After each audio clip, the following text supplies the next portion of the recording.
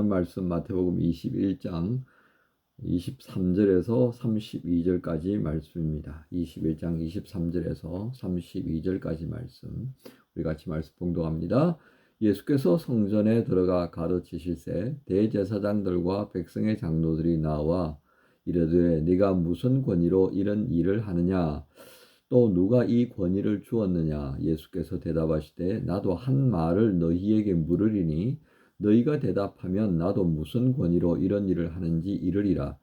요한의 세례가 어디로부터 왔느냐? 하늘로부터냐? 사람으로부터냐? 그들이 서로 의논하여 이르되 만일 하늘로부터라 하면 어찌하여 그를 믿지 아니하겠느냐 할 것이요 만일 사람으로부터라 하면 모든 사람이 요한을 선지자로 여기니 백성이 무섭다 하여 예수께 대답하여 이르되 우리가 알지 못하노라 하니 예수께서 이르시되 나도 무슨 권위로 이런 일을 하는지 너희에게 이르지 아니하리라.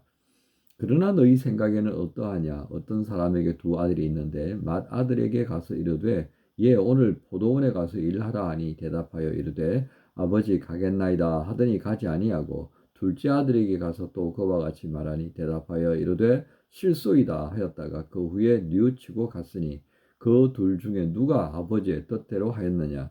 이르되 둘째 아들이니이다. 예수께서 그들에게 이르시되 내가 진실로 너희에게 이르노니 세리들과 장녀들이 너희보다 먼저 하나님의 나라에 들어가리라. 요한이 의의 도로 너희에게 왔거늘 너희는 그를 믿지 아니하였으되 세리와 장녀는 믿었으며 너희는 이것을 보고도 끝내 뉘우쳐 믿지 아니하였도다. 아멘. 오늘 중심 구절은 31절 말씀입니다. 그 둘 중에 누가 아버지의 뜻대로 하였느냐? 둘째니다. 예수께서 그들에게 이르시되 내가 진실로 너희에게 이르노니 세리들과 장녀들이 너희보다 먼저 하나님의 나라에 들어가리라. 이 말씀 중심 구절이고요. 오늘 제목은 예수님의 질문에서 가져옵니다. 누가 아버지의 뜻대로 하였느냐? 오늘 말씀의 내용은 여러분 이야기가 뭐 그렇게 복잡하지는 않습니다. 예수님께서 성전에 가르치고 계셨습니다. 그런 예수님의 모습을 보고 많은 사람들이 경청하지 않겠습니까? 그러니까 대제사장과 또 기타 등등 늘 시비를 걸고 싶어서 뭐가 없나 살피는 사람들의 모습이죠. 대제사장과 백성의 장로들 뭐 서기관도 없었겠습니까? 그게 다 있었겠죠. 그들이 이제 권위를 가지고 문제 제기합니다. 무슨 권위로 이렇게 하느냐? 그러니까 그 말은 누구 허락 받고 와서 여기서 이렇게 말씀을 네가 가르친다고 폼을 잡냐 그런 겁니다. 자, 예수님이 사람들의 입에 회자될 때 누구의 아들이라고 그랬죠? 목수 요셉의 아들 이렇게 되는 겁니다. 그러니까 아버지가 목수이면 예수님도 누구예요? 목수예요, 목수. 직업이 목수라고요. 그러니까 뭐 별로 그렇게 존중받을 수 있는 뭐 빌미, 건덕지가 없다라고 된 거예요. 우습게 본 거죠. 그러니까 아니 오늘 여러분 교재에 있는 것처럼 아니 목수 이 무식한 작자가 뭘 안다고 이게 와서 떠드는 거야 라는 이야기를 한 겁니다. 그러자 예수님께서 세례 요한을 이제 호출하는 거죠. 사람들이 세례 요한에게 와서 세례도 받고 또 너희들 가운데서도 세례 요한에게 가서 세례 받고 뭐 그런 사람들 없냐? 그렇다면 이 세례 요한이 무슨 권위로 이렇게 했냐? 너희들 한번 대답해봐라. 하늘로부터 온 거냐? 사람이 준 거냐? 모르겠다 그러면 왜 그렇게 말해버리면 자기들이 지금 예수님께 대한 질문 이 자체가 얼마나 어리석은가를 아니까 그런 겁니다. 그래서 모르겠다 그래버린 거예요.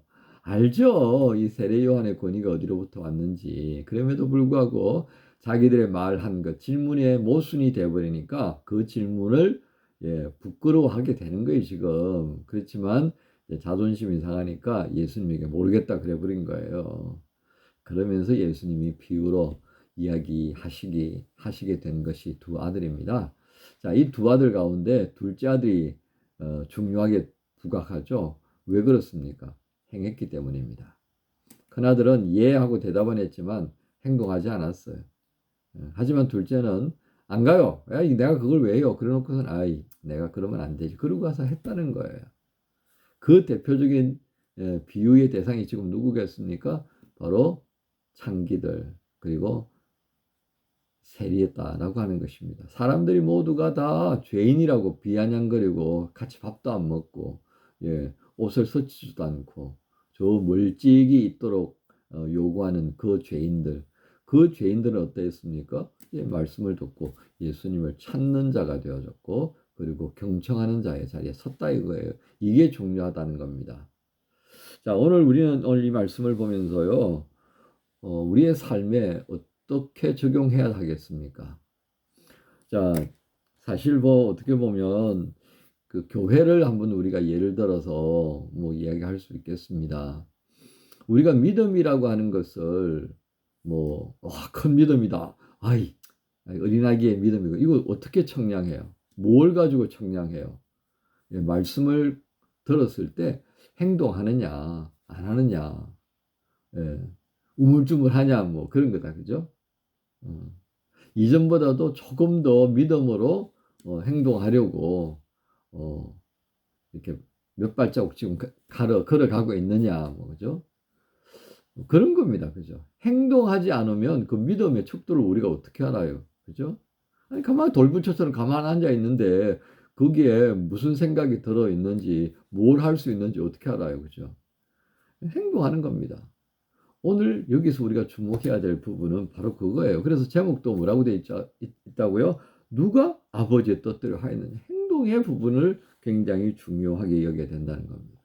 근데 오늘 이 행동하지 않는 큰아들에 해당되어지는 여기 등장한 인물 가운데에 대제사장이라든지 장로들은 어떻습니까? 이번 양 내내 한다 이거 내내. 근데 안 해요. 여기서 정말 하나님께서 보실 때 그래도 웃으시면서 고개 끄덕끄덕 하는 대상은 누구겠냐 이거예요. 여기에 행동하는 사람들, 그죠? 둘째 아들에 해당되어지는 창기와 세리들이다라고 할 수밖에 없겠습니다. 그러니까 하나님의 나라에 속하는 사람들은 결국 어떤 사람이 되겠습니까? 말씀을 듣고 말씀을 따라 살려고 행동하는 거예요. 그래서 마지막에 이제 사람들을 주님께서 대면할 그때에 모른 척 하는 사람이 있고요. 아이고 반갑다 그렇게 하는 사람들이 있더라는 거예요. 그 기준점이 뭐예요? 입으로 주여 주여 하는 자마다 다 천국에 들어갈 것이 아니다. 주의 말씀을 따라서 행한 자들이. 그 행한 자가 어떤 자들입니까? 어린 소자에게 물 한 그릇 대접하고 어린아이를 나를 영접하는 것처럼 영접하고, 그죠? 이건 뭐예요? 돌봄이 필요하고, 관심이 필요하고, 도움이 필요한 사람들에게 행하는 그게 바로 가장 중요하다라고 하는 것을 우리에게 말씀하는 겁니다. 그러니까 권위는 결국 어떻게 우리가 규정할 수 있겠습니까? 세례 요한이 왜 그 권위가 사람들에게 인정이 되어졌겠습니까? 사람들에게 하나님의 증거하라고 주셨던 그 말씀을 증거했던 그 이유예요. 그러니까 하나님께서 증거하라고 했던 말씀을 증거하니까 그 말씀을 들은 사람들이 가슴에 찔리는 거예요, 이게. 능력도 마찬가지입니다. 하나님께서 살리라고 주셨던 그 능력을 그대로 살리는 일에 사용하니까 사람들이 마음속에 어때요? 순종하는 마음이 나올 수밖에 없죠. 왜? 그 능력을 통해서 하나님이 우리를 사랑하시고 있다는 걸 느껴버렸으니까요. 감사하죠. 기뻐하죠. 우리는 이러한 내용들을 보면서요. 이 권위가 어떻게 주어지고 또 인정되어지는가를 볼 수 있어야 합니다. 그래서 오늘 이 교재 마지막 질문에 그런 거 있죠. 우리는 무엇을 행해야 합니까? 그렇습니다. 우리 셀 리더들 가운데 거의 다 또 리더십 훈련한 친구들 거의가 말씀 묵상을 하고 그리고 나누고 있어요.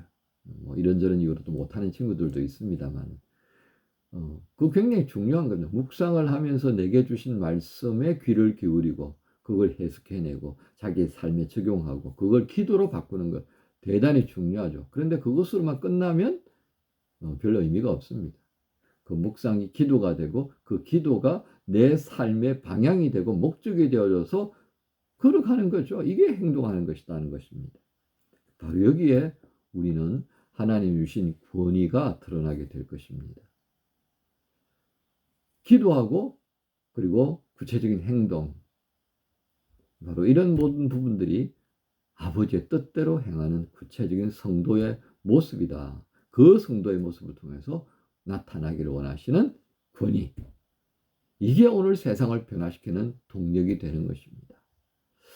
어떻습니까, 여러분? 오늘 이 권위의 문제 앞에 우리는 늘 서 있습니다. 세상이 야, 니 무슨 뾰족한 재주가 있다고 그러냐? 누가 그거 하라고 시켰냐? 주님이십니다. 나를 구원하신 주님께서 내게 말씀을 주시고 내게 감동 주셔서 기도하게 하시고 그리고 이렇게 행하게 하십니다. 우리는 그렇게 고백하고 살아갈 때 세상 사람들은 인정할 수밖에 없는, 그들의 말로는 다 표현할 수 없는, 야, 쟤한테는 뭐가 있어 라고 하는 말을 우리가 듣지 않겠습니까? 예, 오늘 누가 아버지의 뜻대로 하였느냐 라는 이 물음으로 권위의 문제를 해결하여 가시는 예수님의 모습을 또 묵상하시면서 우리에게 주신 이 능력들 또 한번 행할 수 있는 목요일, 그래서 작은 것 하나라도 뭐 오늘 못하면 또 한 주간 동안 우리가 지나면서 시도해보는 그런 구체적인 삶으로 인하여서 우리가 하나님의 자녀 되어졌던 그 권세를 드러낼 수 있는 복된 날이 되어지면 참 좋겠습니다. 제게도 여러분에게도요. 기도합니다. 하나님 감사합니다. 주간 저희들에게 하나님의 자녀 되는 은혜를 주셨습니다.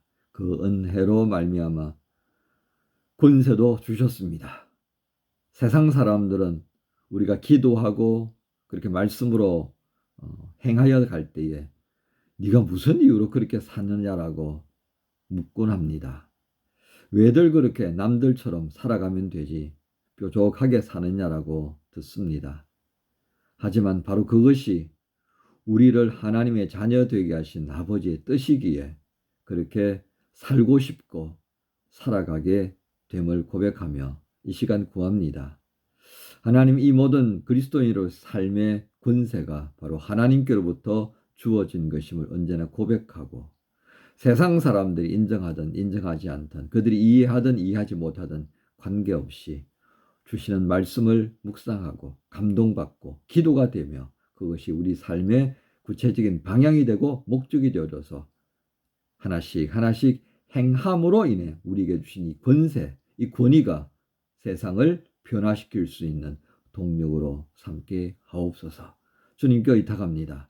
오늘 하루를 살면서 무엇을 어떻게 감당해야 되는지 알지 못하지만 주님 마주하는 것마다 그저 물러서지 않고 주께 의탁하며 감당해내고 그것을 통해 나를 바꾸고 세상을 바꾸는 일에 도움 줄 수 있는 그런 하나님의 사람 되기 원합니다. 인도하여 주옵소서. 예수님 이름으로 기도합니다. 아멘.